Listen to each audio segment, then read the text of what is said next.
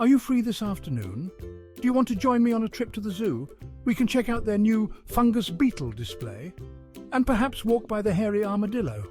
Don't worry, it's not like the early days. Zoos are pretty fun to visit. The earliest zoos were far different from the ones we know today.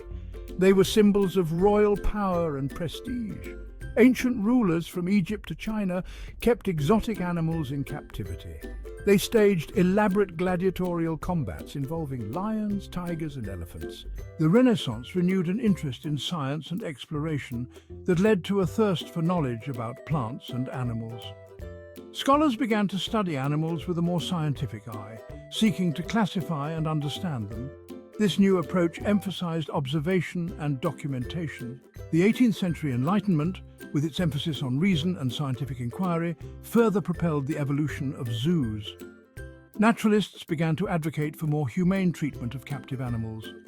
As scientific knowledge advanced, so too did the design of animal enclosures.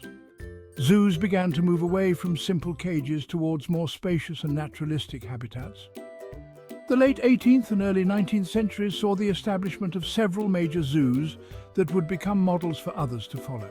The opening of the Zoological Society of London's Zoo in Regent's Park in 1828 marked a major milestone in the history of zoos. London Zoo, as it became known, was the first scientific zoo in the world. It was here that the first reptile house, the first public aquarium, and the first insect house were built. London Zoo's influence extended far beyond its walls. It served as a model for other zoos around the world, inspiring similar institutions in cities like Dublin, Amsterdam, and Melbourne. The 19th and 20th centuries witnessed a growing awareness of animal welfare issues. The public, increasingly concerned about the plight of animals in captivity, demanded better conditions in zoos. Concrete, once the norm, was gradually phased out and replaced with more fitting and naturalistic habitats.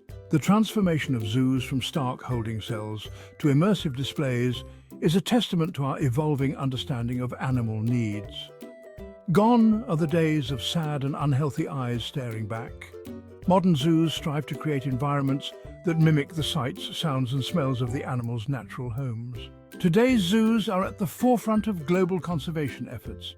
They play a critical role in protecting endangered species, conducting vital research, and educating the public about the importance of biodiversity. One of the most successful conservation initiatives undertaken by zoos is the Species Survival Plan, or SSP. Developed by the Association of Zoos and Aquariums, SSP programs bring together zoos and aquariums across North America to collaboratively manage the breeding of endangered species. As we move further into the 21st century, zoos face a unique set of challenges and opportunities. Climate change, habitat loss, and emerging diseases threaten wildlife populations worldwide, making the role of zoos in conservation more critical than ever. The future of zoos, however, is bright. Advances in technology, remote sensing and genetic analysis are providing zoos with powerful new tools for conservation. So go ahead, get up, call a friend, and head over to check out your local zoo. Oh, and say hello to the platypus for me.